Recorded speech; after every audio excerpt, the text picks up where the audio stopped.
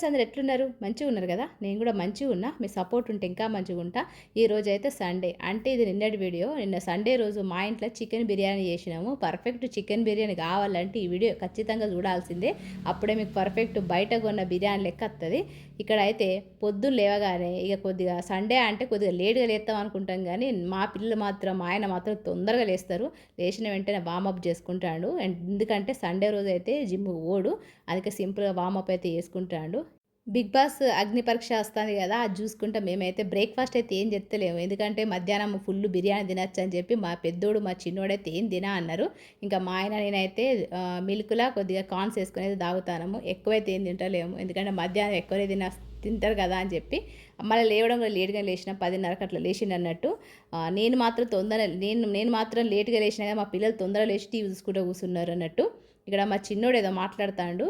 వాని cycle pedal అనేది ఇరిగిపోయింది అన్నట్టు. వాళ్ళ డాడీ లాస్ట్ వీక్ ఏం చేసిండంటే సైకిల్ పెడలు ఇరిగిపోతే వైండింగ్ తీసుకొని వచ్చిండు.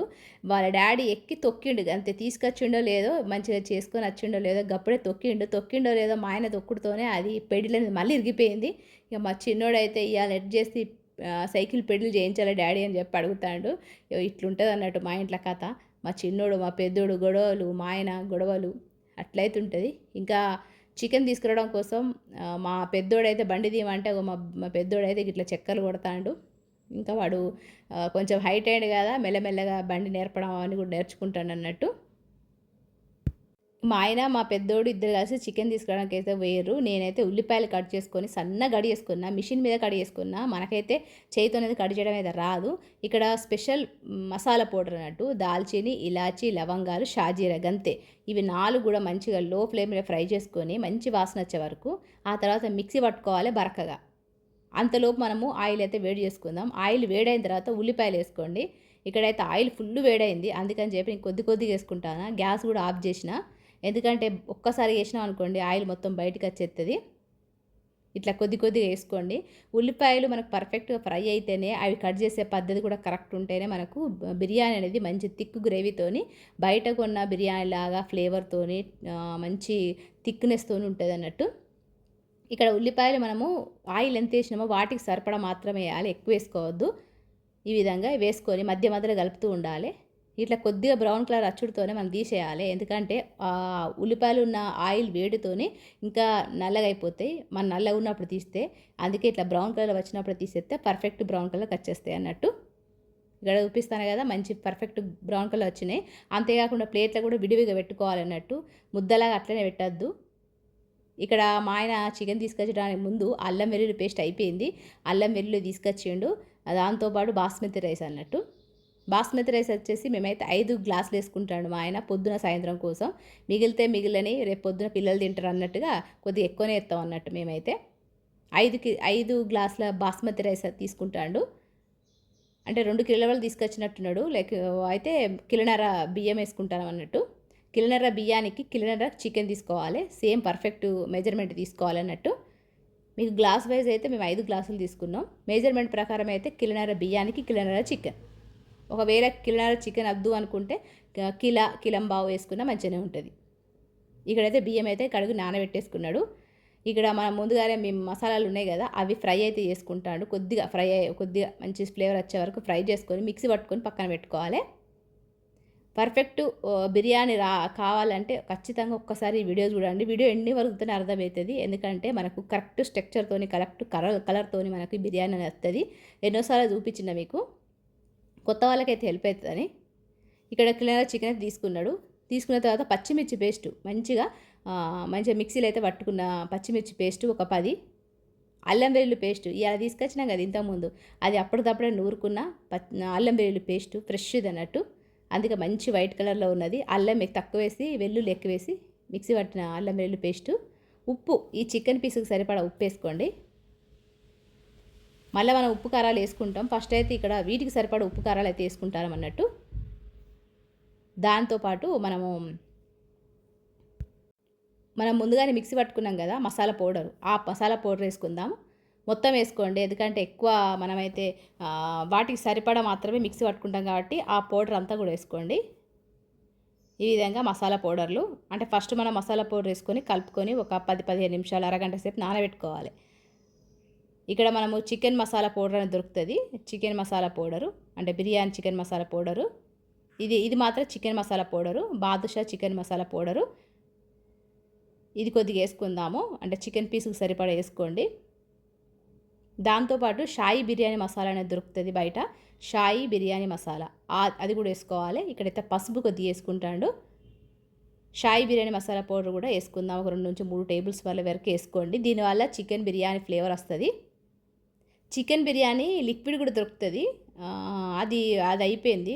ఒకవేళ మీకు బయట అవైలబుల్గా ఉంటే తీసుకోండి, అది వేయండి. ఇంకా మంచి ఉడుకుతా అంటే మంచి చికెన్ ఫ్లేవర్ అనేది, చికెన్ బిర్యానీ ఫ్లేవర్ అనేది వస్తూ ఉంటుంది. దాంతోపాటు కారం, టీ కలర్లు తీసుకున్నాము. ఎర్రకారం అన్నట్టు బాగా ఎర్రగా ఉంటుంది కానీ కారం తక్కువ ఉంటుంది. దాంతోపాటు ఉల్లిపాయలు మంచిగా ఫ్రై చేసుకున్న ఉల్లిపాయలు, బ్రౌన్ కలర్లో వచ్చిన ఉల్లిపాయలు ఎంత విడివిడిగా వచ్చినాయి చూసారు కదా. అంటే మనము ఉల్లిపాయలు ఫ్రై చేసుకున్న తర్వాత అవి ఒకసారి విడివిడిగా వేసుకోవాలి, అప్పుడే మనకు ముద్దలాగా కావన్నట్టు. కొత్తిమీర ఒక కట్ట, చిన్న కట్ట వేసుకొని ఈ డ్రై మసాలాలన్నీ కూడా మంచిగా కలుపుకోవాలి. చికెన్ ముక్కలకు కలిసేలాగా ఇట్లా కలుపుకొని ఒక 10-15 నిమిషాలు, అరగంట నానబెట్టుకొని పక్కన పెట్టుకోవాలి. అంతలోపు మనము వేరే ప్రాసెస్ చేసుకుందాం. అంటే రైస్ ప్రాసెస్ చేసుకోవచ్చు.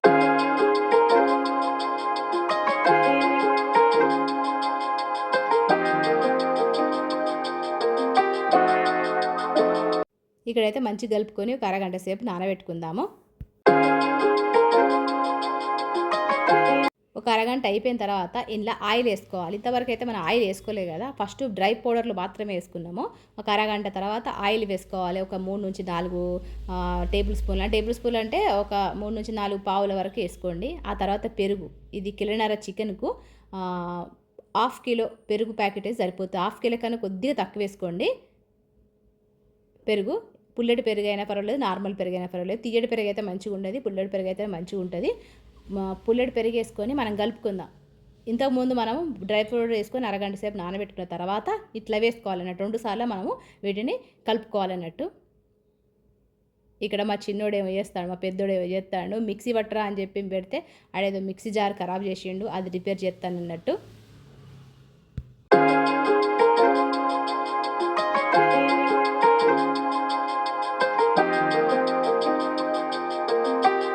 మనం పెరిగేసినాం కదా, పెరిగేసిన తర్వాత ఉప్పు కారాలు 2 కూడా తగ్గిపోతాయి. అందుకని చెప్పి మళ్ళీ కొద్దిగా కారం, ఉప్పు అయితే వేసుకోండి.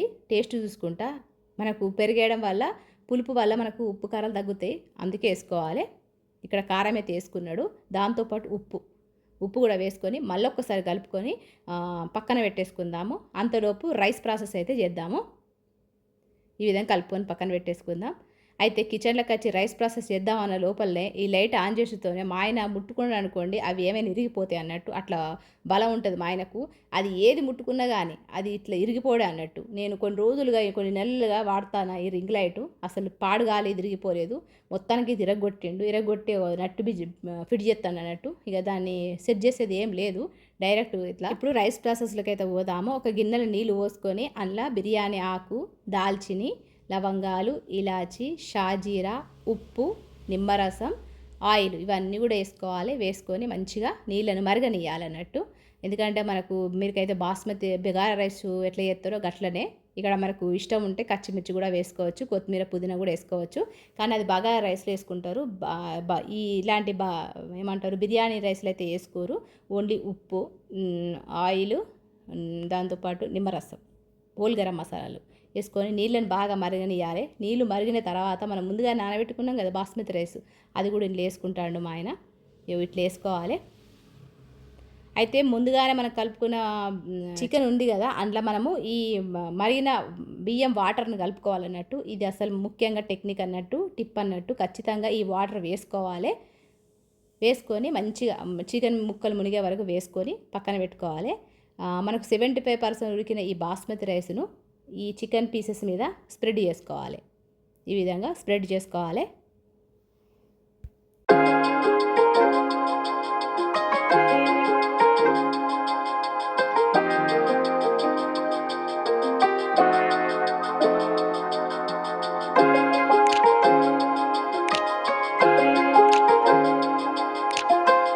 గ్యాస్ అనేది ఆన్ చేసిన తర్వాత మనం ప్యాన్ అయితే పెట్టుకోవాలి, మనకు బిర్యానీ మాడిపోకుండా ఉండడం కోసం. దాంతోపాటు దమ్బి కరెక్ట్గా వస్తుంది అన్నట్టు.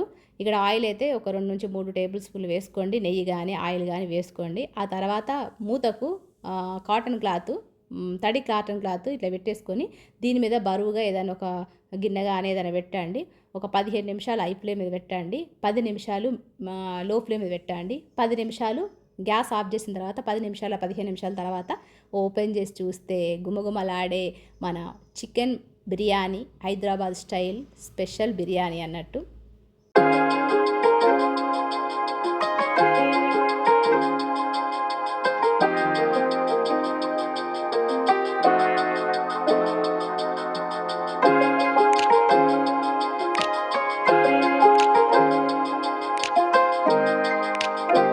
ఇక్కడైతే 2 అయితుంది. పొద్దున్న బ్రేక్‌ఫాస్ట్ తినలేదు కదా! ఇక మా పిల్లలు వెయిట్ చేత్తారు బిర్యానీ, బిర్యానీ అని. ఇగ ఇట్లయితే ఎంజాయ్ చేసినాం సండే. మరి మీరు మీ సండే రోజు ఏం స్పెషల్ చేసుకున్నారనేది కామెంట్ సెక్షన్‌లో తెలియజేయండి.